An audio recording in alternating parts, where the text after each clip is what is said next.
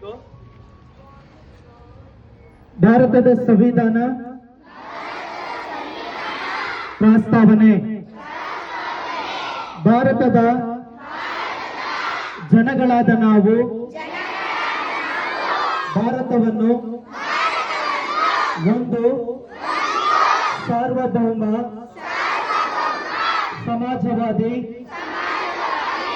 ಸರ್ವಧರ್ಮ ಸಮಭಾವದ ಪ್ರಜಾಸತ್ತಾತ್ಮಕ ಗಣರಾಜ್ಯವಾಗಿ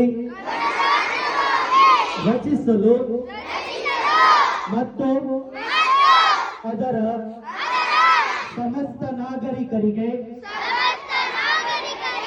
ಸಾಮಾಜಿಕ ಆರ್ಥಿಕ ಮತ್ತು ರಾಜಕೀಯ ನ್ಯಾಯ, ವಿಶ್ವಾಸ, ಧರ್ಮಶ್ರದ್ಧೆ ಮತ್ತು ಉಪಾಸನಾ ಸ್ವಾತಂತ್ರ್ಯ, ಸ್ಥಾನಮಾನ ಹಾಗೂ ಅವಕಾಶ ಸಮಾನತೆ ದೊರೆಯುವಂತೆ ಅವರಲ್ಲಿ ಭಾವನೆಯನ್ನು ವೃದ್ಧಿಗೊಳಿಸಲು ಶ್ರದ್ಧಾಪೂರ್ವಕ ಸಂಕಲ್ಪ ಮಾಡಿದವರಾಗಿ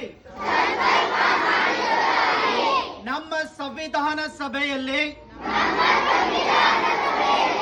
1949 26ನೇ ತಾರೀಖಾದ ಈ ದಿವಸ ಈ ಮೂಲಕ